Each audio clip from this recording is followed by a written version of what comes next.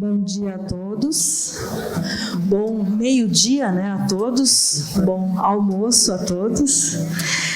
Então, primeiro quero agradecer à Sociedade Paranaense de Cardiologia por ter nos convidado para esse simpósio satélite. E eu estou aqui muito honrada de estar aqui representando a Sociedade Brasileira de Hemodinâmica e Cardiologia Intervencionista, por estar, neste ano, presidente dessa sociedade. Então, nós organizamos aqui um simpósio que tem o objetivo de ser extremamente prático e ainda sobrar um pouco de tempo para que a gente possa discutir algumas questões com os senhores. Até para eu não ficar sozinha aqui em cima, eu já vou chamar, então, os panelistas, que depois vão me ajudar aqui nas perguntas e nas dúvidas, certo? Então, chamo já, como primeiro, o doutor Danilo, meu colega, Danilo Taiguara Ramos Gomes da Silva, que tem formação em cardiologia hemodinâmica pelo Instituto Dante Pazanese e é médico cardiologista intervencionista do Hospital Nossa Senhora do Rossio e do Hospital das Nações. Obrigada, Danilo. Na sequência, eu chamo o doutor Ronaldo Rocha Loures Bueno. Acho que ele não está, né? Chamo também o doutor André Labruni, meu amigo, cardiologista intervencionista do Hospital do Coração de Londrina, doutor em cardiologia pela Unesp, MBA em administração hospitalar pela FGV. Obrigada, doutor André. Tenho o prazer também de chamar o Dr. Cleverson Neves Zukoski, que é doutor em ciências pela USP e é coordenador de cardiologia intervencionista do Hospital Marcelino Champagnat. Obrigada, Dr. Cleverson. E já para dar início, então, ao nosso simpósio, eu peço para que se dirija ao púlpito o doutor Antônio Carlos Botelho da Silva, que é titular da Sociedade Brasileira de Hemodinâmica e Cardiologia Intervencionista, é responsável técnico pelo Hospital São José do Havaí, em Itaperuna, no Rio de Janeiro, e é professor de cardiologia da UNIG. O doutor Antônio Carlos Botelho vai nos mostrar um caso editado de tratamento de oclusão coronariana crônica. Doutor, muito obrigado pela sua vinda. Obrigado pelo convite. Primeiramente, agradecer, né? E falar, já que é uma plateia de muitos acadêmicos e cardiologistas clínicos, eu vou procurar mostrar esse caso mais com a visão de que existe modalidades terapêuticas para uma patologia que antes a gente tinha dificuldade na indicação, porque os resultados eram baixos, o sucesso tinha um índice baixo e as complicações mais altas. Porém, com a evolução da técnica, a gente passou a abordar doentes com oclusão crônica com resultado progressivamente melhores e com complicações menores. Eu chamo a atenção, só para a gente começar a apresentação, com esses dois pacientes. Nós temos à direita um paciente com uma lesão difusa de coronária direita, com isquemia significativa e com angina, a despeito do tratamento médico otimizado. Esse paciente é um paciente do uso diário da indicação do cardiologista clínico para o tratamento com angioplastia. Paciente relativamente jovem, 51 anos de idade, né? 51 anos de idade, e do lado direito do slide, um paciente com 32 anos de idade, com um quadro semelhante, e que, diante do tratamento anterior, a gente postergava ou mesmo não abordava esse paciente, devido à complicação do procedimento e à dificuldade de abordar esse tipo de paciente. Então, o nosso caso vai se basear nesse paciente da direita. Como que é possível hoje a gente fazer a abordagem nesse paciente? Essa é a coronariografia desse paciente, pré-intervenção.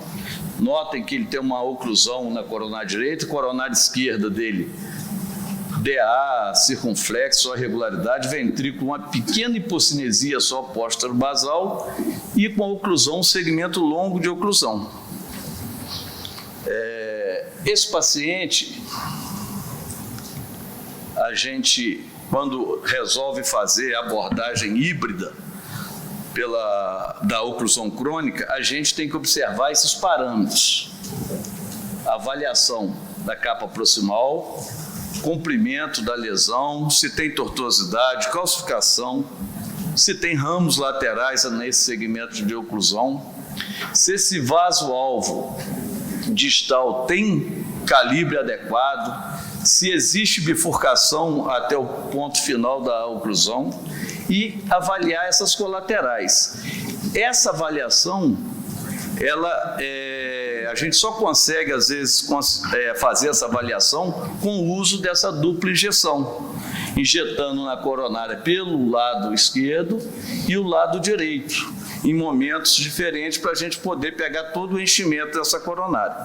Às vezes, quando essa oclusão é mais longa, a gente precisa lançar a mão também de outros métodos, tipo tomografia computadorizada, às vezes o AIVOS, durante o procedimento, para a gente definir a capa proximal. Esse paciente em particular, ele tem uma característica, a capa proximal é ambígua, a gente não sabe o ponto da lesão, aonde que está a capa proximal para a gente forçar o fio, porque tem um vaso vasório saindo do ponto da oclusão e a gente não consegue definir. Tem aproximadamente 25 milímetros de comprimento, com um calibre razoável distal e com as colaterais factíveis da gente abordar. O planejamento, primeiro começar com a técnica mais simples, que é o escalonamento de fio, depois com a dissecção e reentrada anterógrado e, por fim, a técnica retrógrada, se nenhum dessa técnica conseguir resolver e cruzar a lesão. Esse tipo de abordagem é feito em cima de um algoritmo. A gente, de acordo com o tipo de avaliação inicial da angiografia, a gente avalia essa capa proximal, mostrando aqui que ela tem uma ambiguidade. Quando a capa é ambígua, a gente procura avaliar essa capa. Pode ser utilizada tomografia, AIVOS, ou uma técnica onde você aborda a artéria antes do ponto da oclusão, para você não correr o risco de fazer uma perfuração. Uma vez adentrando na capa proximal, a gente tenta o escalonamento de fio. Se não tiver sucesso com essa técnica, a gente evolui para uma técnica de dissecção e reentrada, porque tem um leito distal que permite fazer isso. E se essa técnica falhar, a gente tem a possibilidade, porque tem colaterais viáveis, de tentar o procedimento por via retrógrada. Aqui nós mostramos o passo a passo, porque esses procedimentos geralmente são longos e para mostrar todo esse passo demoraria muito tempo. A gente começa com a técnica de anterógrado, tá certo? Com escalonamento de fio. Aqui mostrando uma injeção pelo microcatéter, mostrando a completa ambiguidade da capa proximal. A gente vê que o vaso termina nesse raminho e a gente não pode forçar nesse raminho, que pode perfurar. Então a gente usa uma técnica de modificação da capa proximal, que é o base, que é a insuflação de um balão para fazer uma micro dissecções antes da capa. Esse fio está dentro daquele vasinho e por onde eu coloco o balão. E o microcatéter do lado. Assim que eu estou desinsuflando com o balão, eu passo com um fio hidrofílico e atinjo a estrutura do vaso, a arquitetura do vaso. Nesse momento, a gente tenta descalonar o fio e procura tentar ir anterógrado. Nesse caso, não foi possível. A gente, então, fez o knuckle, que é usar o fio, a parte flop dele dobra e leva pela subíntima. Com isso, a gente não tem o risco de causar perfuração.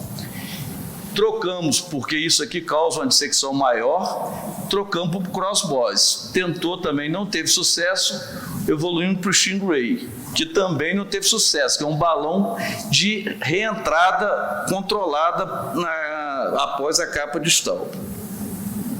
Aqui, rapidamente, mostrar para os senhores como que a gente fez. Nós fizemos pela via retrógrada, atingimos, fizemos a injeção com microcatéter, o fio na circulação retrógrada. Após, a gente faz o que a gente fala de carte reverso, onde a gente insufla o balão por via anterógrada pela subíntima. A gente colocou uma extensão de um catéter para facilitar a reentrada. Depois que a gente, na hora que está desinsuflando, a gente trabalha com fio retrógrado. Vejam só aqui a gente conseguindo entrar pelo catéter que foi colocado anterógrado na coronária direita. Nesse momento a gente usa um balão para prender o fio, avança o microcatéter até dentro do catéter e faz a reversão. A gente tira esse fio retrógrado. Vamos observar que a gente vai recuar esse fio retrógrado. Isso é uma técnica, a gente pode utilizar a externalização de um fio de 350, mas a gente preferiu, nesse caso, por não ter tortuosidade e dificuldade, passar para o procedimento por via anterógrada. Então a gente recua o fio e passa um fio anterógrado pela técnica de tip-in. Está vendo aqui? Deixa o microcatéter dentro daquele catéter e com o fio anterógrado a gente entra na ponta daquele catéter, do microcatéter. Uma vez entrando dentro dele, a gente leva ele até a parte distal onde a gente havia tirado o fio retrógrado e a gente recua esse microcatéter e passa a fazer a intervenção por via anterógrada.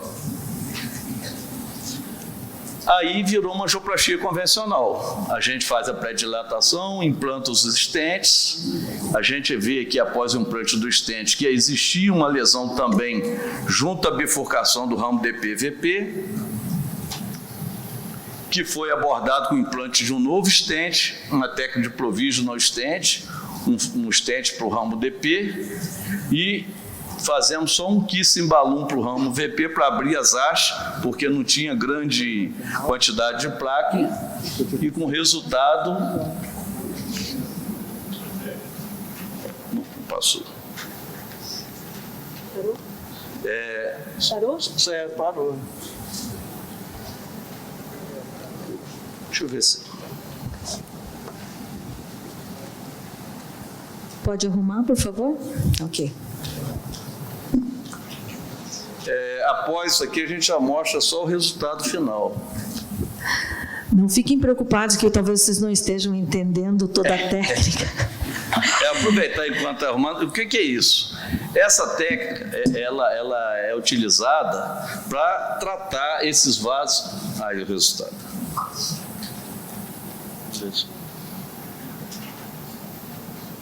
Após o kissing balão, mostra o resultado bem satisfatório, tá certo?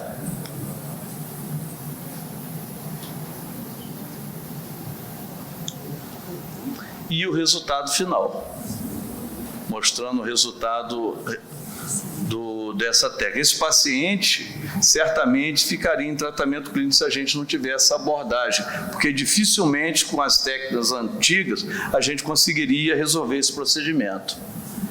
Só como considerações finais, a gente sabe que a prevalência da CTO nos doentes com coronariografia, 1 em cada 3 pacientes que têm doença aterosclerótica vai ter uma CTO. O algoritmo híbrido aumenta a taxa de sucesso para 85% a 90% na mão de operadores experientes.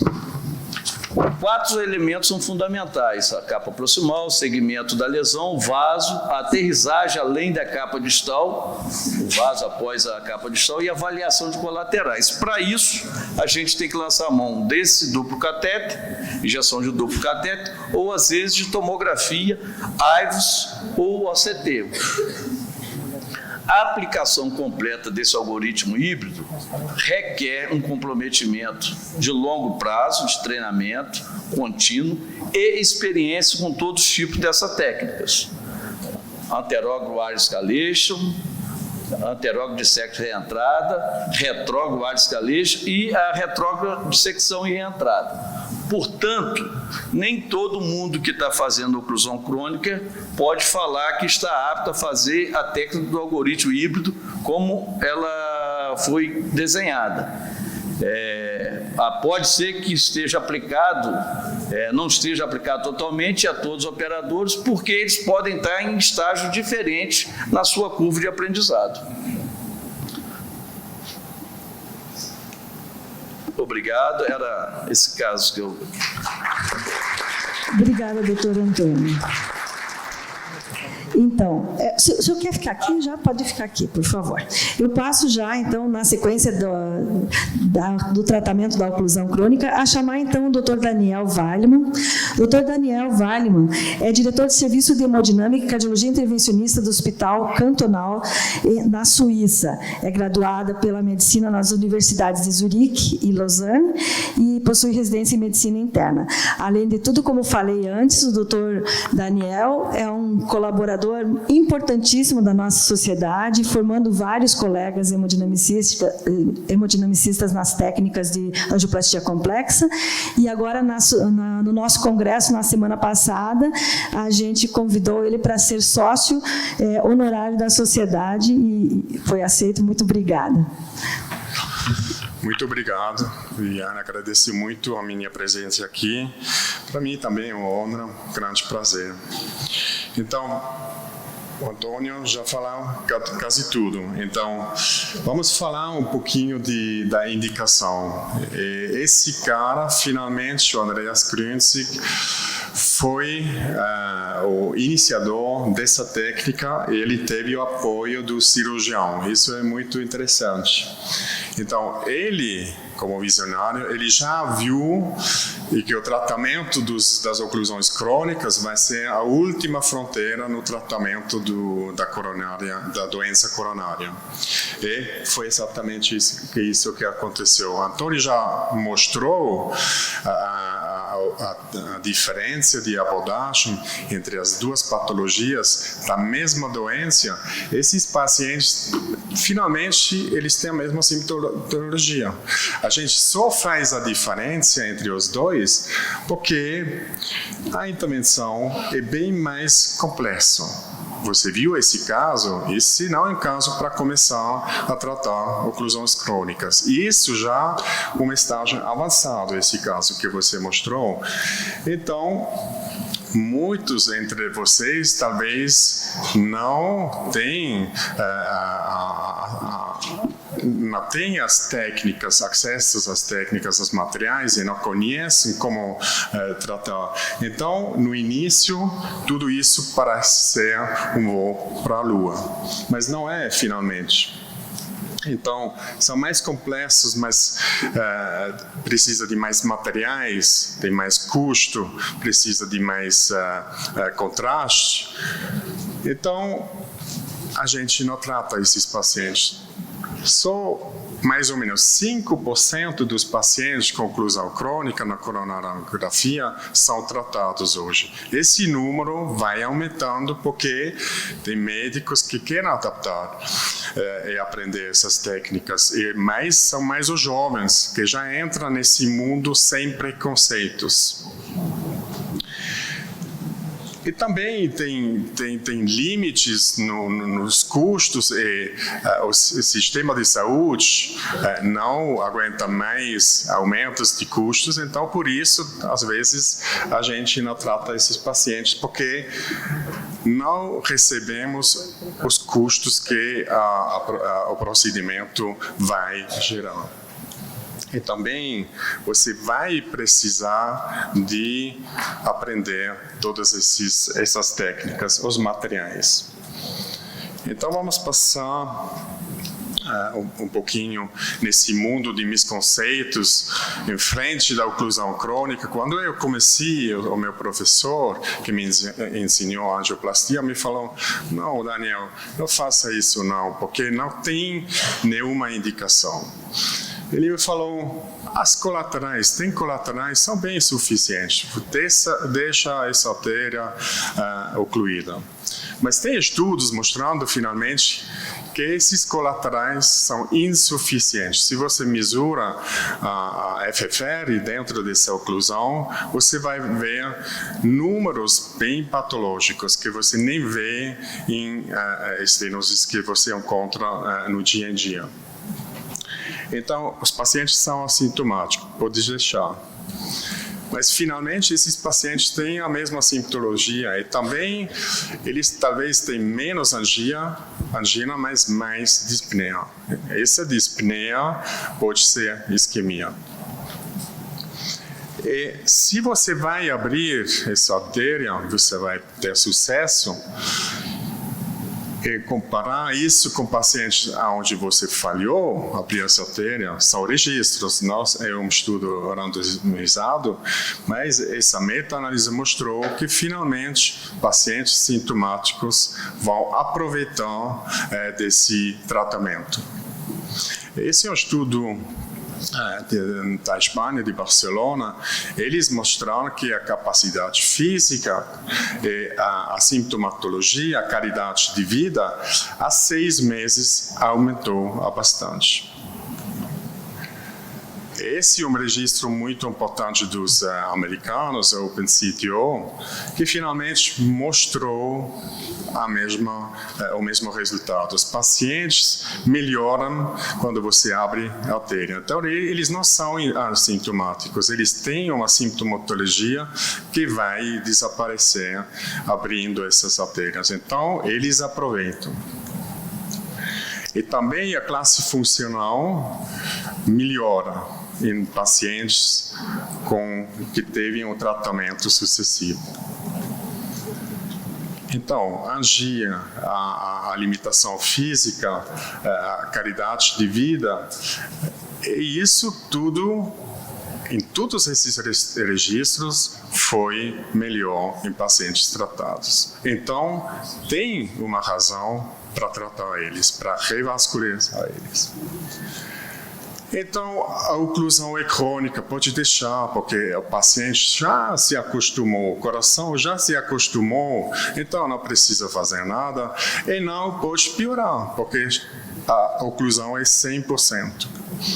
Mas, no momento de infartar numa outra artéria do coração, a situação do paciente vai piorar. A mortalidade nesses pacientes é bem superior. Foi mostrado no Army Horizon Trial que finalmente esses pacientes são sujeitos a uma mortalidade superior. E agora, o assunto, você viu, o caso é muito difícil. Então, como essa intervenção é difícil, ninguém vai fazer, porque é muito complexo. E também, nos tempos atrás, a tamanho de sucesso estava entre 40% e 50%. Você se lembra, talvez, do estudo Syntax? A tamanho de sucesso estava mais ou menos 45%. Então, muito baixo. E o tamanho de complicações é alto. Isso é um conceito que o clínico tem na cabeça. Então, por isso que não vamos tratar esses pacientes. Mas os japoneses mostraram que, finalmente, o tamanho de sucesso vai aumentando com a evolução das técnicas, com a evolução do material. E isso é do registro europeu, mostrando que, finalmente, o tamanho de sucesso aumentou com os números e com a complexidade do acesso também, com acesso retrógrado. E o tamanho de sucesso é aceitável. É superior a uma angioplastia normal, mas está razoável. E a gente precisa pagar atenção quando você tem falha, o risco é superior. Então, isso é para dizer, você precisa saber quando parar. Então, não tem muitos estudos randomizados, tem esse Decision Trial, que finalmente foi conceito para evoluir a mortalidade, que com certeza não é um desfecho ideal para esses pacientes. e ele não mostrou nenhuma diferença. Isso, intention to treat. Mas tinha um crossover muito grande e ali eles mostraram finalmente que tem uma tendência de melhorar a situação dos pacientes, onde a terapia foi com sucesso. Mas esse estudo finalmente tem várias limitações e a maior limitação desse estudo foi a inclusão de pacientes com uma sintomatologia baixa. Então, nunca foi publicado. Um outro estudo que finalmente estava positivo para a qualidade de vida foi o estudo europeu, do Eurocity Club. Ele mostrou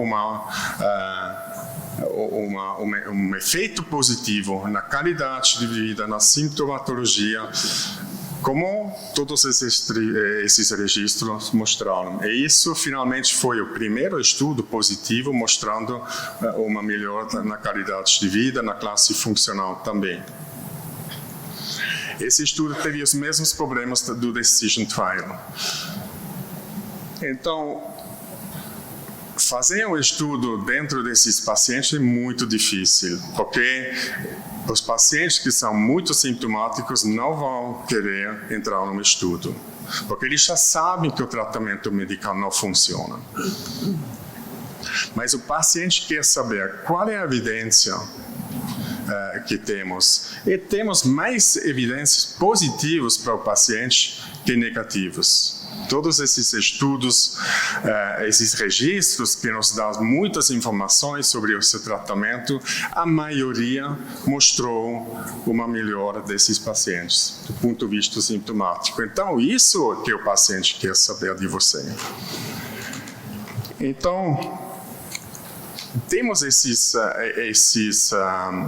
dados clínicos e temos um estudo positivo de ponto de vista de qualidade de vida, então é a indicação para tratar esses pacientes. Então, eu falo assim, hoje em dia eu não preciso perguntar por que eu vou abrir essa artéria, o clínico precisa falar para mim por que não. Você já viu os aspectos técnicos e ali já deu para ver que identificar a anatomia, entender a anatomia é crucial.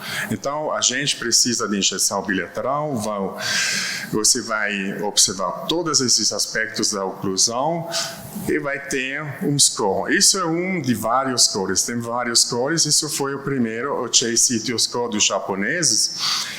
Mais alto esse score vai sair, mais dificuldade você vai ter para cruzar com a guia. Essas são as abordagens do algoritmo híbrido. Tem 4 acessos principais, e você já viu esse algoritmo híbrido, que ajudou muito no planejamento dessas intervenções, porque são essas questões anatômicas, em função dessa você vai planejar o procedimento. E muito importante também, você não vai ficar numa estratégia que vai ter falha 1 hora, você vai já passar na próxima estratégia rapidinho, porque você já sabe com a experiência que você não vai conseguir. Para limitar o tempo que o paciente vai ficar na mesa. E para limitar também a radiação e o volume de contraste. E você pode aprender essas técnicas. E isso foi um estudo britânico mostrando que o proctoring ajuda para aumentar. Isso foi antes do proctoring, aqui depois do proctoring. Você vai aumentar o sucesso, mas também vai aumentar nas técnicas aplicadas. Uma importância também, o volume faz que você vai ser mais eficaz, mas também mais seguro. Então, quando você está em frente desse paciente, sempre tem uma evaluação do risco e do benefício. Quando o risco é muito alto e o benefício baixo, você vai deixar. O inverso, você vai tratar o paciente. Assim, alguém que está muito sintomático, você vai tratar ele. Alguém que está menos sintomático, onde o risco da intervenção do procedimento é alto, você talvez vai desistir. Então, o tratamento hoje dos pacientes com uma oclusão crônica, no primeiro lugar é a indicação. Só trata pacientes que têm uma indicação, isquemia, viabilidade. O tamanho de sucesso é alto, como eu falei, sabe quando parar, e as técnicas podem ser ensinadas, precisa conhecer o material e, como eu falei, os resultados são mais ou menos consistentes. E se a anatomia é muito complexa, você vai falar no Heart Team com a cirurgião. Então, é muito interessante que, finalmente, o Grünzi, quando ele começou, ele teve muita resistência. Poucos acreditavam nele, e hoje estamos aqui, sabendo que foi um sucesso. Se vamos continuar nessa história, nunca vamos avançar nessa área de angioplastia complexa. E quem ajudou ele foi um cirurgião, sabendo que essa terapia vai ser uma alternativa à cirurgia. São visionários. Muito obrigado. Obrigada, doutor Dani. O senhor poderia ficar aí no púlpito, que eu acho que pode ficar aí mesmo, porque nós vamos, acho que mudar um pouquinho. Eu vou fazer algumas perguntas aqui, vamos abrir a discussão um pouquinho para essa técnica, para depois a gente entrar na técnica de tronco e bifurcações, ok? Então, eu gostaria de passar aqui para o meu lado, para fazer algumas observações. Vamos tentar não passar de 5 minutos, algumas observações em relação a essa exposição do Dr. Daniel, e também pode ser alguma pergunta para ele. Depois, no final, eu abro para a plateia. Obrigado, Viviana. É uma honra estar presente nesse congresso, que sem dúvida nenhuma foi o melhor congresso regional do Brasil este ano. Estive presente na SOCESP, na SOCEG, mas a qualidade de convidados e discussões foi elevadíssimo nível. E também está do seu lado a primeira presidente mulher da nossa sociedade, é uma paranaense, mostrando a força das mulheres paranaenses. O tratamento da oclusão crônica, sem dúvida nenhuma, é uma quebra de paradigma, porque desde a época de graduação eu ouvia dizer que as colaterais são benéficas e eu não deveria me preocupar com uma oclusão crônica. Mas vários registros mostraram que esses pacientes, o Daniel mostrou e o Botelho, eles evoluem com piora da função ventricular, evoluem com sintomas limitantes, evoluem com arritmias ventriculares complexas. Então eu não posso achar que isso é algo benigno. O grande problema é que a taxa de sucesso de tratamento desse tipo de intervenção era em torno de 50%. Então eu não tinha muito o que oferecer dentro da nossa realidade para o cardiologista clínico em termos de sucesso desse procedimento. E como foi bem demonstrado aqui, se você utilizar materiais adequados, técnicas corretas, você pode elevar essa taxa de sucesso a 90% e esse paciente melhorar significativamente seus sintomas. Eu acho que o tratamento disso parte, então, em primeiro lugar, de uma melhora de sintomas. Só que às vezes perguntamos mal esses sintomas, perguntamos só sobre angina. É difícil achar um paciente que tem uma carga de isquemia muito grande, acima de 15%, que não tenha sintomas. Geralmente é uma dispneia, alguma coisa talvez não foi feita adequadamente na anamnese. Então, por outro lado, não é uma técnica para finalizar que deve ser começada por todos os intervencionistas de maneira intempestiva. Existem scores que predizem a complexidade desses procedimentos. Nos scores mais baixos, eu tenho uma taxa de sucesso alta sem a necessidade de um proctor. Mas nos casos mais complexos, se eu não tiver a presença de um proctor experiente, nesses casos, os pacientes terão mais complicações e aí a técnica está fadada a cair em descrédito.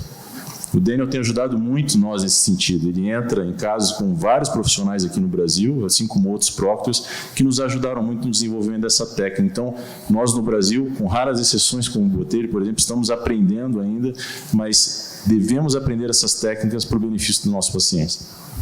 Obrigada, Clércio. Vou passar para o doutor André, fazer um comentário também.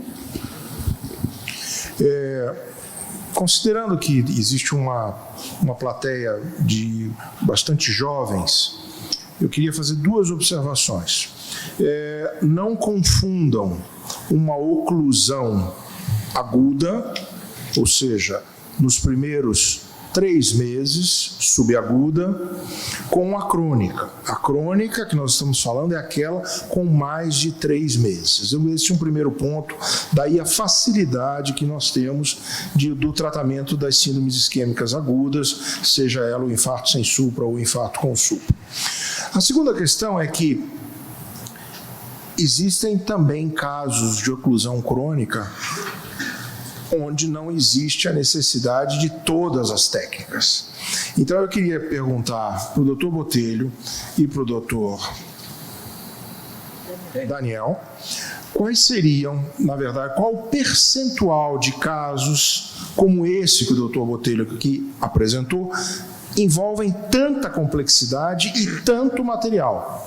E, ao mesmo tempo, engatando, qual seria um número razoável de casos que um operador deve estar realizando anualmente para que ele mantenha essa qualidade que foi apresentada? 2 minutos. Eu vou deixar basicamente essas perguntas para o Daniel. Eu só queria, por obra, coincidência do destino, eu tenho um clínico aqui na plateia, que é de Itaperuna, hein, João? Só você vai lembrar desse caso. Antes de eu começar a fazer oclusão crônica, eu me lembro de um caso do Dr. João, não sei se ele vai lembrar. Era uma paciente que tinha uma oclusão de coronária direita, muito sintomática. Só que a complexidade anatômica dessa paciente não nos permitia, na época, abordar. Segmento de oclusão muito longo, complexidade na capa proximal, a gente falou, não tem jeito, o João questionou que é muito sintomático. Não tem jeito, não tem como abordar, e por dificuldade, por ser uma coronária direita, optou-se pelo tratamento clínico, e essa paciente, um dia o João me falou que aquela paciente faleceu, ela tinha um problema em outro vaso, você lembra dessa paciente? Mais ou menos, uma doente que fez uma morte súbita. A gente não sabe se ela fez uma arritmia ventricular ou se foi uma outra artéria que fez um evento agudo e teve uma morte súbita. Só que as outras coronárias não tinham doença. Então, a gente, naquela época, já tratava a oclusão crônica, com complexidade, com capa taper, com característica adequada. Eu vou deixar as outras perguntas para o Dr. Dani, que certamente tem muito mais experiência. Só brevemente. Quais são as anatomias mais fáceis para começar? Isso é um comentário importante para quem começa. Não começa com esse caso. Então, um capa proximal bem definida, efilado, talvez um microcanal curto, menos de 20 milímetros, e com leite distal bem definida. Eu acho que isso tem um tamanho de sucesso de mais ou menos 70%. Então, começando com isso, você vai aumentando de complexidade. E a segunda questão de números, tem as recomendações europeias do consenso do Eurocity Club, falando que o mínimo seria 50 procedimentos por ano. Mas isso não dá para aprender. Na fase de aprendizagem, eu acho um número entre 50 e 100 casos por ano seria bom, e depois talvez 50 por manter. Mas se você vai entrar em casos hiper complexos, tem gente que tem mais de 200, 300 por ano. Obrigada, vocês veem que realmente é uma técnica complexa. O senhor pode vir à mesa, doutor Danilo, e vamos passar para a segunda parte, que é agora tronco e coronária esquerda. Então, nós vamos passar por um caso editado, que é o doutor Constantino Filho, que vai nos falar sobre o procedimento de tronco na coronária esquerda. O doutor Constantino, ele é membro titular da nossa sociedade e é o diretor científico do Hospital Constantino. Muito obrigada, Tino, de você estar aqui nos Não é essa a palestra, presença. Desculpe, Vivi, não é essa a palestra, colocaram outra palestra aqui na tela, é a seguinte. Agradeço, Vivi, o convite, faço do Cleverson as palavras dele, minhas também. Parabenizo você. Isso demonstra realmente o importante papel das mulheres na cardiologia brasileira e o importante papel do hemodinamicista paranense que fez a história dessa especialidade no Brasil e acredito que vai continuar fazendo.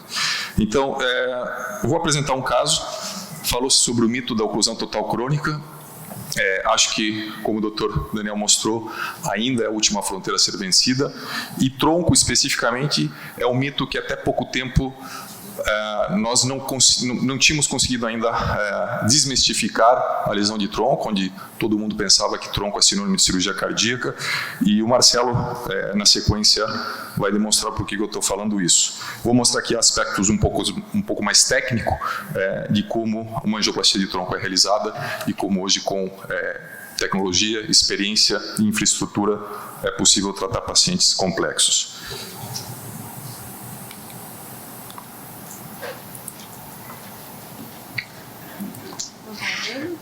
Tá andando aqui. O pointer, como é que eu utilizo? O botão pointer? Daqui? Esse vai para frente. Esse vai para frente. Esse é o pointer. Bom, trata-se de um paciente de sexo feminino, 78 anos de idade. A história dessa paciente é uma paciente portadora de estenose aórtica, que vinha em acompanhamento com um cardiologista, e por progressão da classe funcional dela, ela vinha com sinais de insuficiência cardíaca, foi encaminhada ao nosso hospital por uma avaliação de uma possível TAV. Como antecedentes, uma paciente bem complexa, do ponto de vista cardiovascular e clínico também, paciente hipertensa, diabética, tipo 2, dislipidêmica, histórico de infarto, 4 angioplastias prévias com 4 stents previamente implantados, e essa estenose aórtica severa, uma paciente sintomática, com um STS, um risco moderado para mortalidade numa cirurgia cardíaca, porém com um estágio de fragilidade elevado. Como antecedentes não cardiovasculares, paciente complexa, como eu falei, CA de pulmão, CA de mama, tinha realizado o último tratamento com radioterapia 15 dias antes do internamento. Vinha em uso desses medicamentos.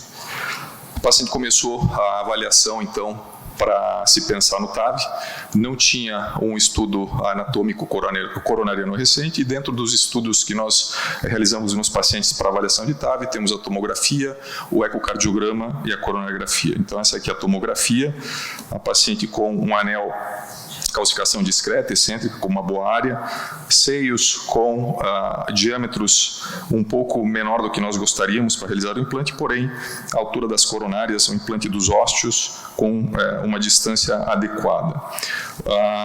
Do lado direito aqui da tela, vocês veem o acesso vascular, traumatose calcificada, porém sem nenhuma redução luminal mais importante, que proibisse o acesso femoral.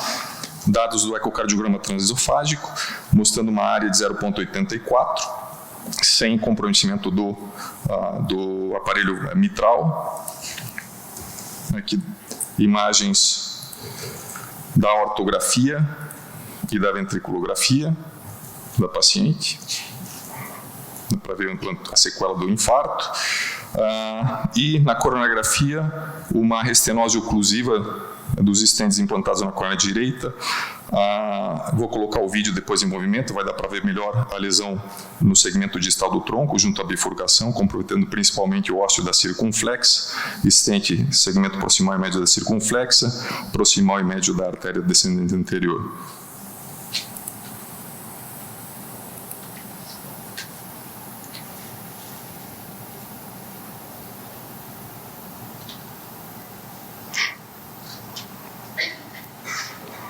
Aqui é a arteriografia de carótida. É importante nesse paciente sempre descartar doença obstrutiva de carótida, já que é uma das complicações no TAV, pode ser isquemia cerebral, e você ter certeza que o paciente já não tinha uma doença pré-adquirida. Esse paciente, então, foi discutido o caso dela em relação ao que fazer com a coronariopatia que ela apresentava e a questão da estenose aórtica. Foi planejado, então, inicialmente fazer uma valvuloplastia, já que era uma paciente bem frágil, a gente não sabia se ela iria ter condições clínicas ideais para enfrentar um TAV. Esses são a ortografia pré-valvuloplastia, pós-valvuloplastia, aqui o gradiente de quase 50 milímetros de mercúrio, e esse é o gradiente transvalvar aórtico após a valvuloplastia, demonstrando uma redução adequada para uma valvuloplastia.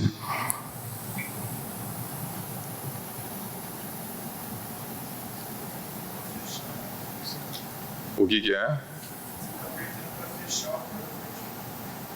Eu só estou apertando para passar para o próximo slide.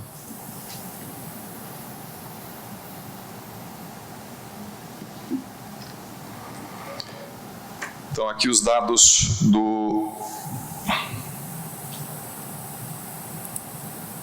da coronografia pré-intervenção.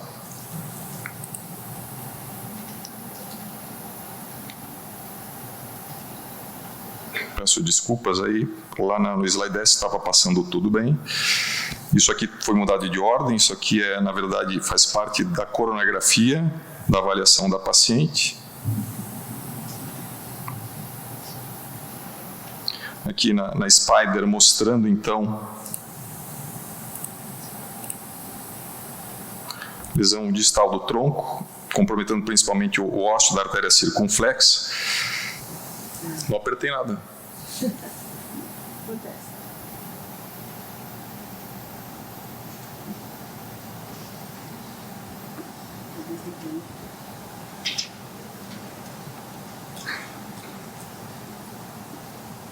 Se quiser passar para mim de lá, até melhor.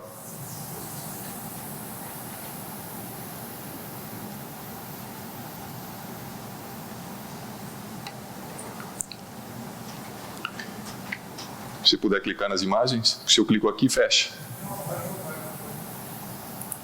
Você garante? Bom, então aqui os dados, sim, da angioplastia realizada durante a valvuloplastia.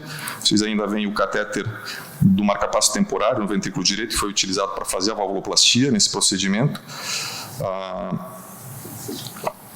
Aqui, então, passado uma guia. Está fora de ordem. É o slide anterior. Está pulando de slide. Então, aqui, a abordagem inicial, são duas guias passadas, uma para a artéria descendente anterior e outra passada para a artéria circunflexa. Dois balões sendo insuflados no tronco para a artéria descendente anterior e tronco para a artéria circunflexa. Esse é o resultado após o implante do balão. Esse é o stent implantado do tronco para a artéria circunflexa. Esse é o resultado após o implante do stent.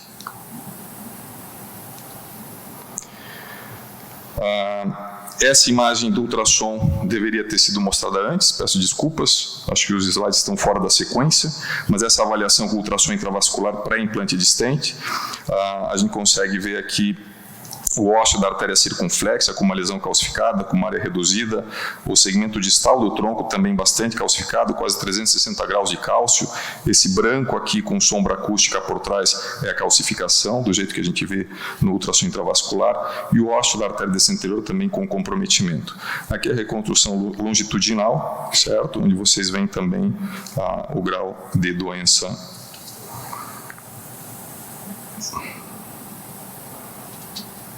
Aqui as imagens pré-procedimento, pré-intervenção.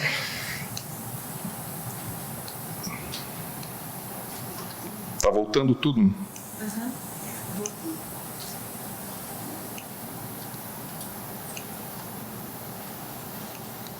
Esse ultrassom que eu acabei de mostrar. Aqui a angioplastia, como eu havia começado a mostrar para vocês. Eu acho que eu estava apertando errado, sim. O stent do tronco para CX.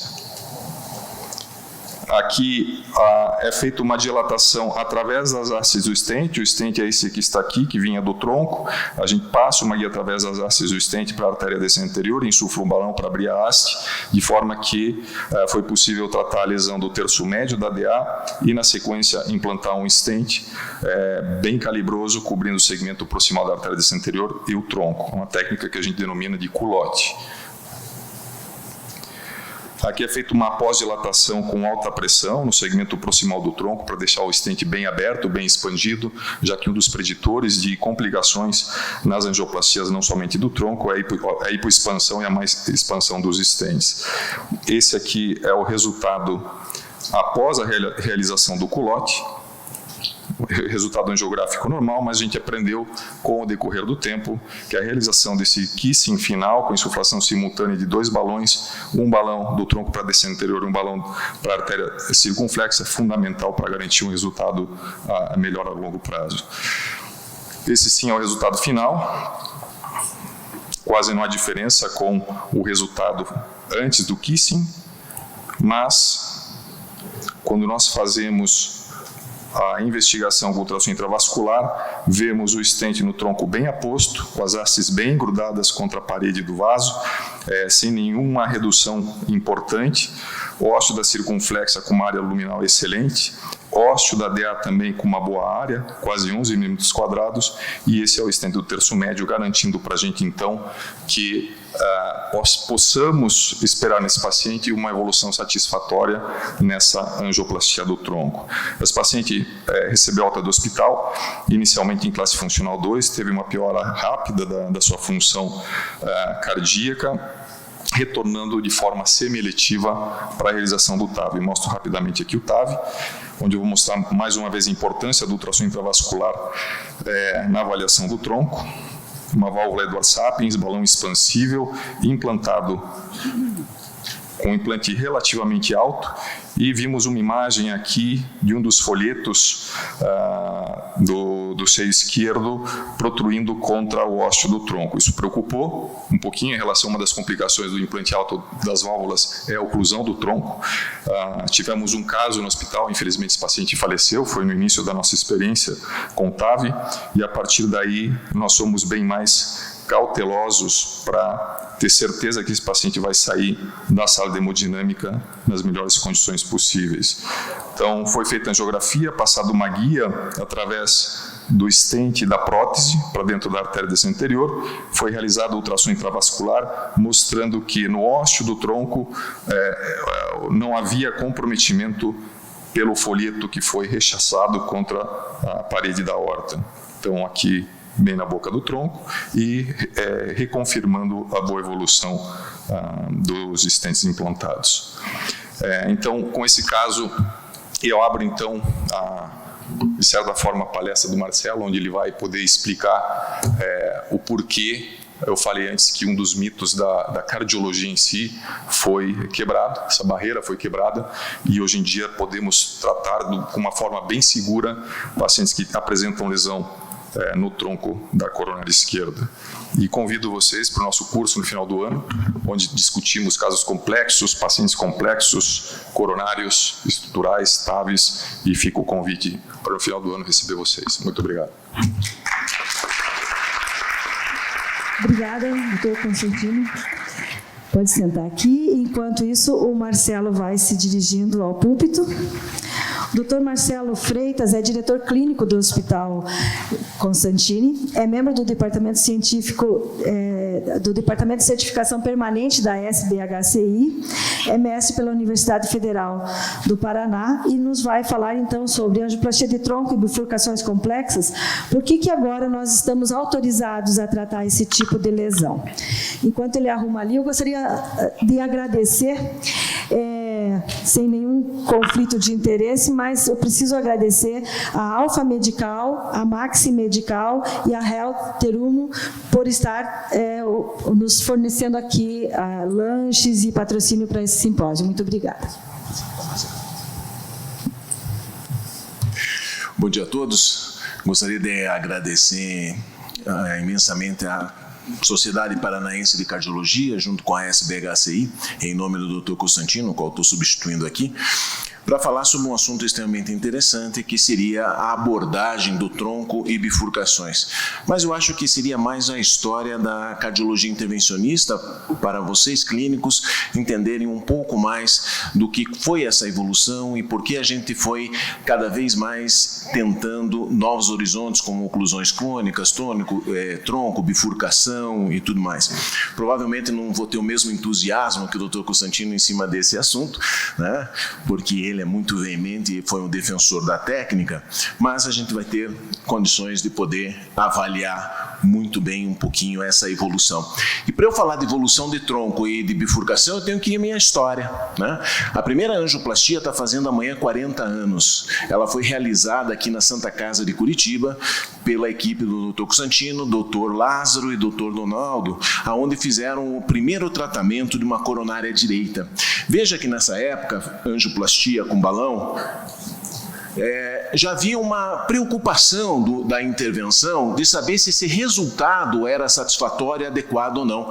Pouco se sabia em termos dessa evolução desses pacientes, isso 40 anos atrás, mas se fazia a coleta de ácido lático no seio coronariano, no intuito de ver se a abertura da artéria trouxe um benefício na diminuição da cascata de isquemia. Se estimulava a frequência cardíaca marca-passo e coletava ácido lático no seio coronariano, já uma preocupação de você tratar, mas você ter uma melhora.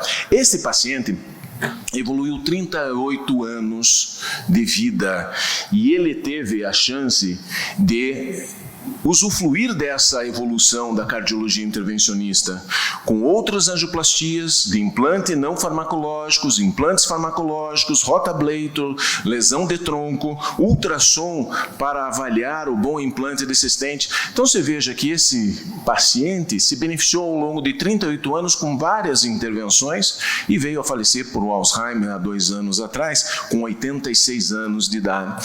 Então isso realmente é um avanço. A cardiologia trouxe um benefício a esses pacientes, lembrando que nessa época o paciente era cirúrgico. Toda a coronária direita única, lesão única de coronária direita, a minha indicação muitas vezes era uma cirurgia.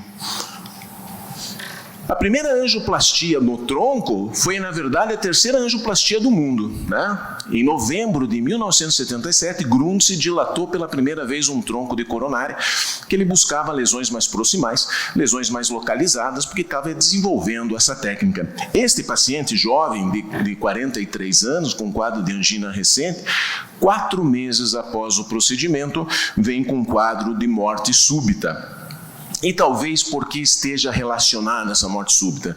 Porque quando nós estamos falando em tronco, eu estou falando de uma região que tem a maior carga de massa miocárdica a irrigar. Então é um órgão nobre.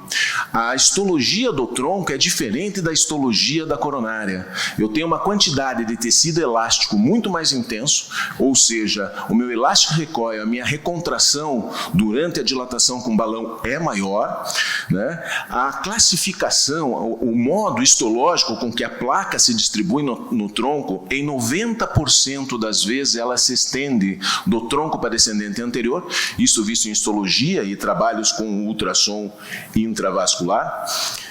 O meu tronco, na sua grande maioria, 2/3 é bifurcado, 1/3 é trifurcado ou quadrifurcado, ou seja, pode ser mais complexa essa bifurcação. E essas bifurcações, elas estão... As bifurcações promovem a doença aterosclerótica em pontos mais ou menos pré-reconhecidos, aqueles pontos onde eu tenho maior shear stress. Então, normalmente, o meu tronco da coronária esquerda apresenta uma carina livre de doença, a placa normalmente fica na parede contralateral da descendente anterior e também envolvendo o ângulo proximal da artéria circunflexa. Essa característica é importante, esse reconhecimento, para eu entender a minha técnica de implante de stent. Se eu vou para 1 stent, 2 stent, qual a melhor forma de eu tratar isso? Porque, na verdade, não é tratar o tronco, eu tenho que promover uma reorganização nessa geometria, tirar esse shear stress, principalmente nos ossos ósseos da circunflexa, aonde vai me trazer um resultado tardio não tão satisfatório. E entrando então no tronco, por que ele é nobre? Porque eu falei, é a maior massa de músculo irrigado por uma artéria é o tronco da coronária esquerda. Quando eu tenho um quadro de síndrome coronariana aguda no meu tronco, observem que 80% dos meus pacientes entram num quadro de choque cardiogênico. 95% evoluem com edema agudo de pulmão. A falência respiratória e necessidade de ventilação em mais de 90% dos meus pacientes e a minha mortalidade do infarto de tronco de coronária esquerda é acima de 65%, né? Nas nossas coronariografias, o tronco está envolvido com doença grave em torno de 5 a 7%. Ainda bem, não é tão intenso assim, né? Por isso que foi um dos nossos últimos desafios. E o tratamento clínico das lesões críticas tem um alto índice de mortalidade. Por isso que a cirurgia cardíaca foi o grande gold standard, comparado em todos ao longo do tempo, porque a revascularização ela é efetiva e é mandatória, além da terapêutica clínica. Mas só a terapêutica clínica não é um método invasivo. Então, eu vim de uma formação na Santa Casa, onde nós realizávamos uma coronariografia dessa. A primeira injeção que eu fazia, eu não tinha autoridade de dar a segunda flechada dentro da coronária.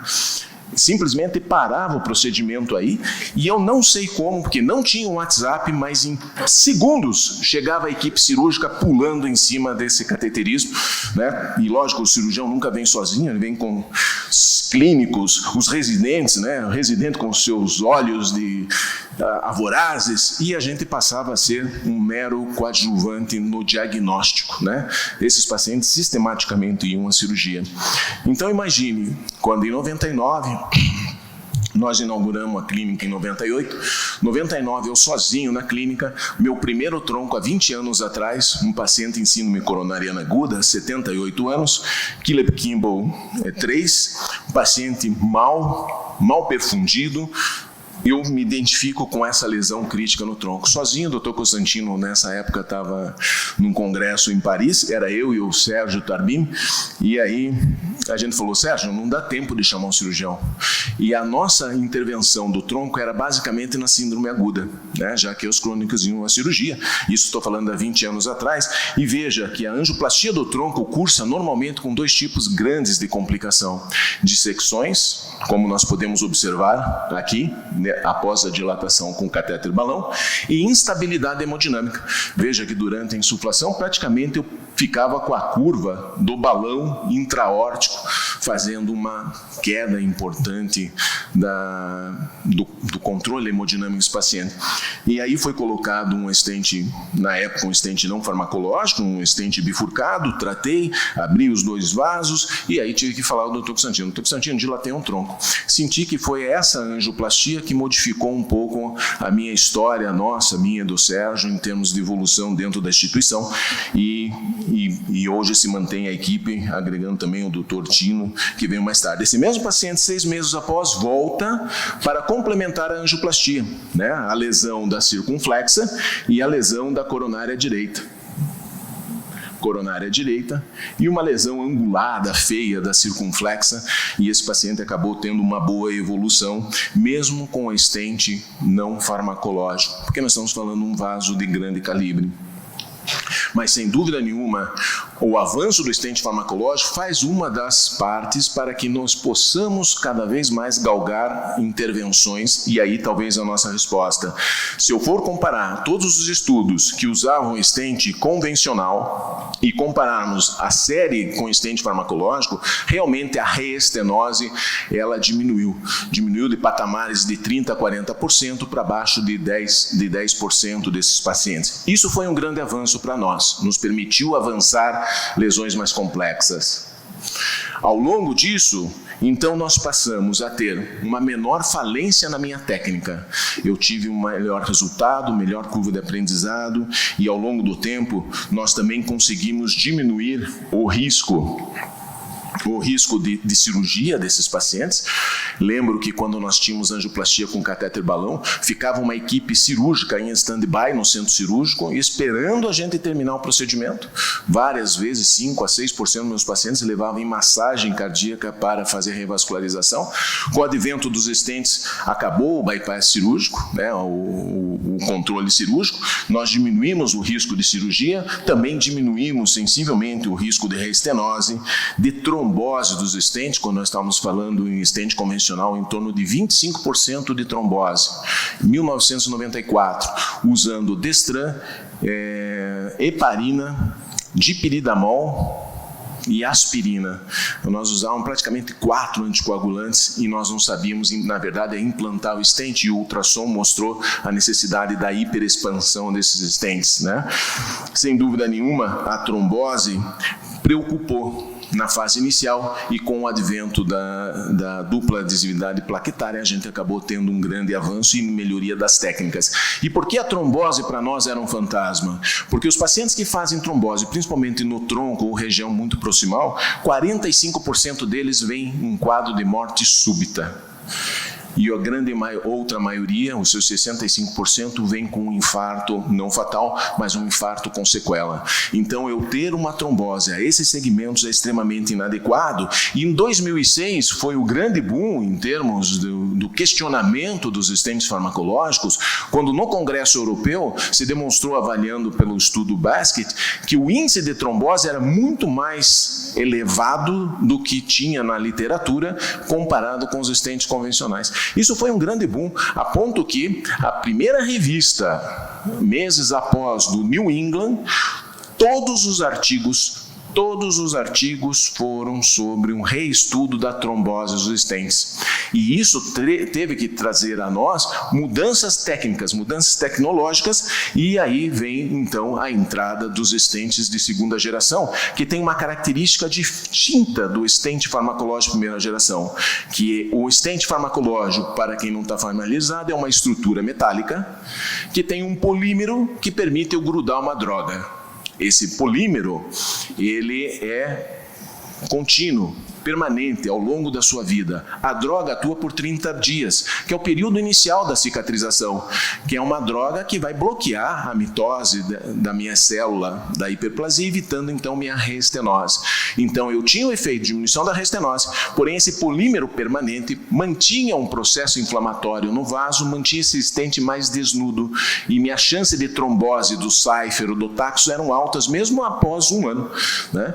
Então o advento dos novos stents, onde o meu polímero, que agora não é mais durável, ele é absorvível, trouxe índices de trombose abaixo de 1%, que é o que a gente almeja em termos de uma intervenção principalmente mais complexa. Então, em tudo isso, passou a gente pensar em tratar cada vez mais tronco-lesões bifurcadas, porém, quando eu vou fazer meu planejamento, eu não tenho o mesmo tronco no mesmo paciente. Eu tenho diversos tipos de tronco, diversos tipos de bifurcação, envolve ADA, não envolve ADA, é trifurcado, não é trifurcado, envolve circunflexa, é calcificado, é uma placa mole, é uma carga de placa muito extensa. Então, todos esses fatores modificam para nós, intervencionistas, o modo de abordar isso. E isso é fundamental, a importância do ultrassom intravascular. Reconhecer, então, essas placas. Porque quando nós fizemos um trabalho onde nós passamos a avaliar as lesões em bifurcação, que eu tenho uma classificação conhecida pela angiografia, tem lesão, não tem lesão proximal à bifurcação, tem lesão, não tem lesão após a bifurcação, ou tem lesão, não tem lesão no ramo lateral. E aí eu dou números, então isso fica uma bifurcação verdadeira, lesão 1, 1, 1. Significa que eu tenho lesão proximal, lesão após a bifurcação e no ramo lateral. Então, se eu vou reavaliar essas bifurcações olhadas na angiografia, o ultrassom me mostra que normalmente essa bifurcação é mais grave. Bifurcações consideradas discretas, de menor complexidade na angiografia, passam a ser bifurcações verdadeiras com ultrassom. E isso implica na minha mudança terapêutica, não como eu vou abordar esses pacientes. Então nós, cardiologistas intervencionistas, desenvolvemos múltiplas técnicas. culotte, duplo stent, provisional, que são mais situações técnicas para nós, em termos de discussão, mas todas essas técnicas é para a gente tentar responder a melhor forma de tratar os diversos tipos de tronco. Porém, se eu não tenho uma imagem adequada, eu posso ter uma falência, eu posso ter uma desconexão em termos dos meus stents, eu posso ter uma falta de expansão, muitas vezes não visto pela angiografia. Como a gente pode observar aqui na última coluna, eu tendo imagem adequada e ultrassom mostrando stent solto na carina, stent inadequado, mal implantado, e isso implica em resultado, principalmente no local que eu falei, que é nobre. Eu não posso ter trombose, eu não posso ter reestenose a esse segmento. Observe nesse caso uma lesão complexa no tronco, bem na bifurcação, então o planejamento é colocar 2 stents. Então, várias técnicas. Aqui acabou se colocando o primeiro stent do tronco, que é a última imagem, não sei se está funcionando o mouse, a última imagem, um stent do tronco para a circunflexa e posteriormente um outro stent do tronco para a descendente anterior, controlando então com ultrassom a boa expansão do stent acima, essas marquinhas mais radiopacas que você observa no tronco, ganhando uma área luminal alta, em torno de 17 milímetros, abertura da artéria circunflexa, abertura da artéria descendente anterior, fazendo com que esses stents casem com as suas referências distal. Isso é um implante adequado no stent. Esse paciente tem uma melhor evolução, sem dúvida nenhuma, estou galgando. Porém, se vamos às diretrizes hoje, o principal estudo que comparou tronco de coronária esquerda com angioplastia versus cirurgia foi o estudo Syntax, que se utilizava de uma classificação anatômica, onde vai se quantificando o número de lesões, e esses dividimos em 3 grupos, né? Os grupos de baixo risco, médio risco e alto risco, que normalmente é um Syntax score acima de 33. Vocês já devem ter ouvido isso. Isso é fácil fazer o cálculo. Tem oclusão crônica, recebe um númerozinho, 2, 3 bifurcações, mais um númerozinho, e eu vejo. E o que se deparou então nas diretrizes? Hoje, quando eu tenho um tronco de coronária esquerda com múltiplos vasos, se meu Syntax score é abaixo de 32, a indicação, tanto cirúrgica de angioplastia, passa a ser a opção do paciente e do clínico. Quando eu tenho um Syntax score acima de 32, é uma indicação cirúrgica, porque a angioplastia teria um menor benefício. Mas será que isso poderia ter mudado se os investigadores se utilizassem de um método de imagem para avaliar se os seus stents estavam bem expandidos?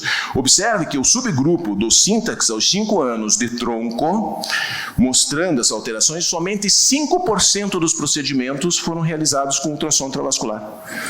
Se tivesse sido otimizado esses stents do tronco, será que a curva, a última curva que vocês estão vendo, que seria o Syntax acima de 33, daria essa divergência tão grande do número de necessidades de reintervenção? Por quê? Quando nós comparamos o estudo Syntax 2, onde já se utilizou mais de 84% de imagem associado a isso, e faço uma comparação, não é uma comparação direta, porque são 2 estudos distintos, isso aqui é só uma especulação científica, observa que o grupo do Syntax que se utilizou de ultrassom teve uma melhor evolução em termos de MACE tardio do que o Syntax 1. Sem dúvida nenhuma, talvez possa uma imagem vir no futuro modificar isso, porque nós observamos já desde 2009 Parker diminuindo, demonstrando que o uso do ultrassom diminui mortalidade. Então é mandatório eu fazer o uso de uma imagem para tratar um tronco ou lesões bifurcadas complexas. E quando nós vamos aos nossos números, isso desde 2003 a 2019, são 8 anos mais ou menos de follow-up, tivemos uma perda de 11% no follow-up desses pacientes que se perderam, de não conseguir acessar as informações a eles. Observem que 92% dos meus pacientes eram multiarteriais, não somente tronco. Eu tinha um Syntax score em 54% muito elevado, acima de 33 e um Euroscore também alto em 44%. Após o implante de stent, e a grande maioria foi mais de 98% guiado pelo ultrassom, o MACE ao longo de 8 anos de 17%, sobreponível aos resultados cirúrgicos. Uma necessidade de nova revascularização em 8%, uma trombose dos stents em torno de 0,71%, stroke 0,33% e infarto 2,4%. Por que eu estou falando isso? Porque mais ou menos as diretrizes nós fazemos uma escala na sua decisão. Se eu tenho um Syntax Score quanto mais alto, principalmente acima de 33, é o quadrante superior à esquerda, que seria cirúrgico. Se eu tenho um Syntax Score baixo, seria angioplastia. Se o meu Euroscore é alto, acima de 6, a minha indicação seria de angioplastia para Syntax baixo. E esse quadrante superior, aonde eu tenho o pior cenário, que é um Syntax Score alto, acima de 33, e eu tenho um Euroscore, um risco cirúrgico elevado, esses pacientes é o que nós estamos navegando, que é os meus pacientes octogenários que agora estão chegando. Então, a cardiologia intervencionista, apesar de não estar nos estudos contemplado, esses pacientes fazem os 54% que eu mostrei na nossa casuística, onde eu tenho um Euroscore alto e eu tenho uma complexidade anatômica, e para isso eu preciso saber galgar, porque nesse momento eu preciso de tempo, eu preciso de uma imagem, eu preciso de material, eu preciso de técnica e preciso de experiência para poder tratar esse tipo de adversidade em termos da cardiologia intervencionista. Obrigado. Obrigada, Marcelo, é sempre muito bom te ouvir. Então, agora a gente vai... Eu vou passar para um comentário aqui para o doutor Danilo e depois a gente vai abrir para a plateia. Doutor Danilo, sobre o tom. Obrigado, Viviana. Primeiramente, gostaria de agradecer, é uma honra estar participando dessa mesa. A doutora Viviana, nossa presidente, doutor Daniel, doutor Botelho, doutor Marcelo, doutor Tino e doutor Cleverson. Bom, vamos falar um pouco de tronco de coronária esquerda e também remeter um pouco às oclusões crônicas. A gente está falando aqui para uma plateia que tem intervencionistas, tem cardiologistas clínicos, tem acadêmicos de medicina, né, estudantes. E interessante que eu estava na palestra anterior, que estava sendo falado de um paciente, melhora de qualidade de vida, controle de colesterol, de obesidade, ou seja, a gente estava num patamar, agora subimos para a parte intervencionista, mas tudo pensando numa melhora de qualidade de vida. Interessante que o Dr. Botelho nos mostrou um caso de oclusão crônica num paciente de 32 anos, né, e depois começamos a ver agora alguns casos que o Dr. Marcelo e o Dr. Tino mostraram de pacientes idosos também. Interessante que desde a assistência básica cardiológica até a nossa assistência já lá na ponta, no implante de prótese, no tratamento de oclusão crônica, a gente está pensando sempre na melhora de qualidade de vida, para diminuir mortalidade, ter melhora de qualidade de vida. Então, isso é muito interessante. A cardiologia intervencionista, foi bem pertinente esse simpósio dentro de um congresso internacional de cardiologia clínico, para mostrar que nós estamos em consonância com isso. E a minha pergunta vai no sentido, tanto para o doutor Marcelo, para o doutor Tino Botelho, o doutor Daniel, será que a gente está num estágio que, junto com o tratamento clínico, o tratamento percutâneo vai abranger todas as áreas? Porque temos o tratamento completo, a gente já consegue fazer uma revascularização completa no paciente. A oclusão crônica, que era o nosso último passo, o doutor Daniel, o doutor Botelho mostrou para nós que, seguindo os passos corretos, a gente já consegue tratar. Tronco de coronária esquerda, que era um paradigma a ser vencido, aparentemente os estudos mostraram também que é bem comparável com a cirurgia, tem até superioridade em alguns estudos. Próteses valvares, tem vários estudos que não é o tema aqui, mas em válvula ótica, os mais novos estudos em válvula mitral que estão avançando. Então a pergunta é para o doutor Daniel, para o doutor Botelho e para o doutor Marcelo, será que a gente está num estágio que, além do tratamento clínico, vamos conseguir fazer tudo com a intervenção?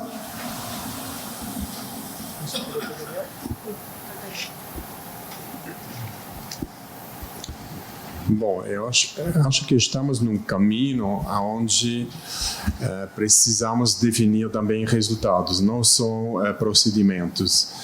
Qual é um bom resultado? Tem o sucesso a curto prazo, que se chama Procedural Success, mas isso não é para competir entre cirurgia e angioplastia. Se queremos competir com o cirurgião, precisamos falar de resultados além de 5 anos, 10 anos. Então, o que mudou, você mostrou no caso do tronco comum, a gente precisa ser mais fisiológico. Então, revascularização fisiológica é tratar só estenosis que precisam de ser tratados. E quando você trata um tronco comum, as diretrizes falam que precisa utilizar o IVUS. Se você mostrou, finalmente, no estudo Syntax, 5% dos casos foram feitos com IVUS. Isso, hoje em dia, para mim, é inaceitável. Porque se você só vai basear a sua decisão sobre a luminografia, você nunca vai perceber o tamanho do vaso. Eu tenho vários casos feitos onde você acha que a DA proximal vai ser 3,5 e foi quase 5. Então, é isso que precisamos definir. E se vamos definir e educar gente dentro da cardiologia intervencionista, eu acho que o acesso preferido também do paciente, se vamos criar esses dados, vai ser a terapia percutânea, mas respeitando toda a qualidade dos nossos procedimentos e também ter registros que controlam finalmente os resultados, porque eu acho o cirurgião, ele opera e depois esquece o paciente. A gente não. Eu acho, nós trabalhamos junto com os clínicos, então não é terapia medical ou angioplastia, é um tudo. Então, é a prevenção também. Então, eu acho que o futuro é percutâneo. Essa evolução é muito rápida na TAV, é menos rápido na angioplastia complexa, porque é mais complexa. TAV é mais standardizado, a angioplastia ainda não. Eu vou passar então para a pergunta. Obrigada pela sua questão. Vamos lá. Parabéns pela mesa, Viviane, está super 10. Eu só me permita uma observação, porque o Marcelo falou bastante em Syntax Score e Euroscore, só fazer um adendo que dentro do site da Sociedade Paranaense está disponível as calculadoras para a gente fazer isso no nosso consultório, tá? E pensar, né, na decisão do que fazer. Mas a minha pergunta é em relação à oclusão crônica, né, que a gente estava falando. Eu entendi quais foram os critérios desses estudos, a porcentagem de isquemia, paciente sintomático. Ok, mas a minha pergunta como clínica, minha próxima pergunta como clínica seria o quanto de tecido viável, se isso importa ou não. Então, eu queria saber se nesses estudos que mostraram esse benefício, se foi avaliado viabilidade, se foi feita uma ressonância, se isso não importa, porque na revascularização a gente já sabe que isso importa, né? Então, eu queria saber a respeito disso.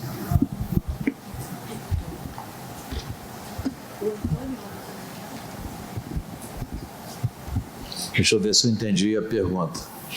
Primeiro, sobre o score, se a disponibilidade. Já existe, na nossa sociedade já tem. Sim. A outra pergunta, eu não escutei direito.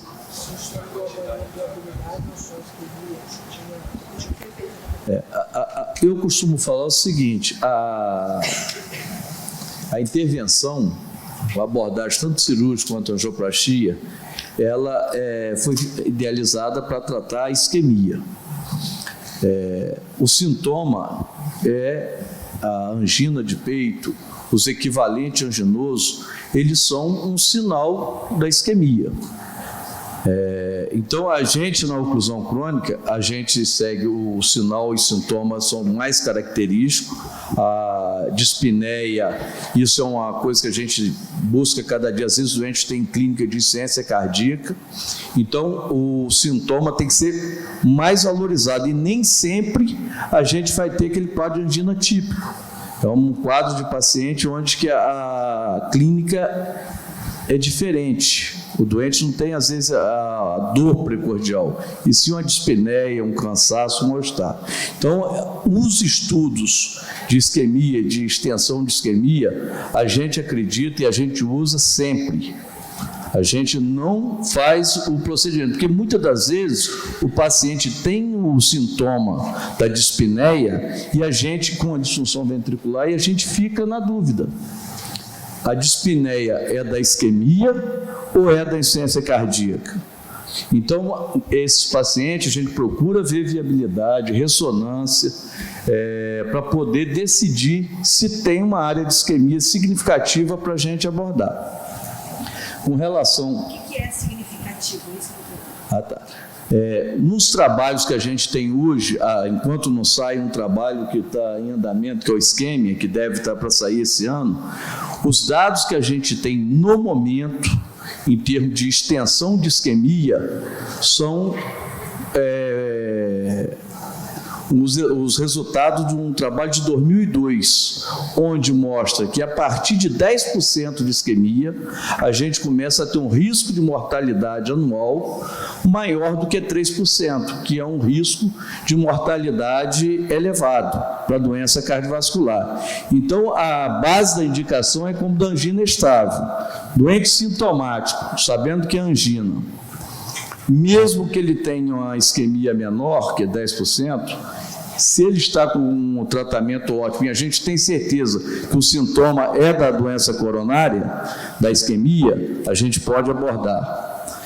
Se o doente tem uma carga isquêmica maior do que 10%, a gente também está habilitado para fazer essa abordagem.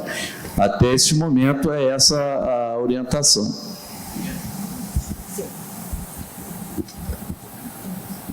Célio, eu acho que é muito importante essa tua pergunta, porque todos nós aqui temos casos, muitas vezes, de paciente que se depara num cateterismo, coronária direita ocluída, há mais de 5, 10 anos de história, paciente assintomático ou muitas vezes sem isquemia, e é um achado de exame, né?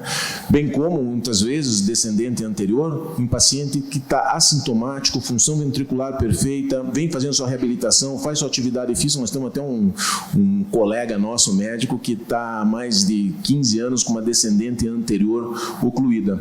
Então não significa que eu ter uma oclusão obrigatoriamente eu tenha que abrir. Primeiro eu tenho que ver qual é a área de massa muscular que essa oclusão ela irriga. Eu posso ter uma coronária direita ocluída, mas o ventricular posterior, o descendente posterior é tudo da circunflexa, né? Então eu não tenho uma massa relacionada a isso. Eu acho que a discussão em termos da oclusão é muito mais num feeling entre o hemodinamicista e o clínico para essa abordagem, porque é recurso, é técnica, é custo para uma fonte pagadora, e eu não tenho simplesmente que tentar sair abrindo todas as oclusões porque é ocluído. Eu tenho que ter essas respostas que o Botelho falou. Qual é a carga isquêmica envolvida nesse território? Se o paciente tem sintomatologia, está perdendo função ventricular, eu estou acompanhando ele e ele está perdendo o seu rendimento. Então, muitas vezes, a esses pacientes, a reabilitação, e a gente tem visto lá no hospital, eles vão acompanhando, e eu consigo muitas vezes, antes do clínico perceber, o pessoal da reabilitação diz, olha, ele está perdendo capacidade. Ele vai um cardiopulmonar, tem queda de pulso, eu começo a ter outros indícios que nos dizem, opa, eu acho que é hora de tentar abrir isso daqui, é importante a gente abrir esse vaso. Mas eu tenho que ter um objetivo para abrir isso. Para terminar, tem mais uma pergunta do Dr. Furlan? Sim, eu gostaria de parabenizar mesmo pelas apresentações. Em relação à angioplastia de tronco, né? Se o paciente é multiarterial, o sintax alto já está definido que a revascularização é superior. Mas quando a gente se depara de uma lesão somente em tronco com bifurcação, a gente sabe que a chance de trombose intrastente pode chegar a 2%, e essa trombose é catastrófica, que pode matar esse paciente. Uma alternativa é a mamária PADA, né? E a gente sabe que a cirurgia também de revascularização pode chegar a uma mortalidade de 4% nos pacientes vamos dizer, até de baixo risco, mas a possibilidade de utilizar o octopo e não usar a extracorpórea pode reduzir a mortalidade de cirurgia cardíaca, né? Então, queria saber da mesa se vocês conhecem algum estudo que comparou na lesão única de tronco, paciente que tem tronco com bifurcação, se a angioplastia de tronco comparada com a mamária PADA, com octopus, qual dessas duas opções seriam melhores do ponto de vista de médio e longo prazo? Eu vou passar então para o doutor Tino responder rapidamente, depois o André vai fechar daí a nossa mesa, porque nós já estamos com a próxima sessão, já está toda aqui. Obrigada. Alguns estudos compararam especificamente lesão única de tronco, cirurgia versus angioplastia. Um estudo, um dos mais recentes do Excel, a gente teve a oportunidade de participar nesse estudo multicêntrico randomizado, onde não foram subselecionadas o tipo de lesão de tronco, se era ósseo, se era corpo ou se era bifurcação. O paciente com lesão de tronco era incluído no estudo. O estudo mostrou uma não inferioridade para a angioplastia em relação à cirurgia. O grupo cirúrgico era a critério do cirurgião se ia ser com extra ou sem extracorpórea. Em relação à extracorpórea, diminuir ou não, ou aumentar risco da cirurgia em si, isso é muito discutido, inclusive, entre os próprios cirurgiões. Tem cirurgiões que apoiam a técnica, tem cirurgiões que não apoiam. Então, não sei até que ponto realmente a cirurgia sem extracorpórea possa estar trazendo uma redução dos eventos ou desfechos negativos no grupo cirúrgico. O que a gente sabe hoje em dia como já foi falado aqui na mesa, que acho que a mensagem não é que todo mundo pode fazer tronco, todo mundo pode fazer oclusão total. Isso exige uma experiência do operador, exige uma infraestrutura do local, não é só a experiência do operador, mas se não tiver uma equipe médica e da área de cuidados do paciente treinada para tratar esse tipo de pacientes, os resultados não vão ser tão bons como a gente vê nos estudos randomizados, isso é certo. André. Uma mensagem final muito simples. Não cabe mais a decisão individual. A decisão hoje é colegiada. Esse é um termo bastante usado no Brasil hoje, em função das decisões jurídicas que nós temos passado. Mas o chamado time do coração, o Heart Team, ele é fundamental, não em situações especiais. O clínico, o intervencionista, o cirurgião, o paciente participam de uma decisão em conjunto e não há como se furtar dessa nova abordagem da medicina moderna. Acho que o André resumiu realmente a importância de tudo isso, né? A abordagem do Heart Team é muito importante, inclusive com os profissionais da fisioterapia, da nutrição, da psicologia envolvidos. Agradeço a presença de todos, muito obrigado pela honra da presença de vocês aqui. E então foi encerrada a sessão.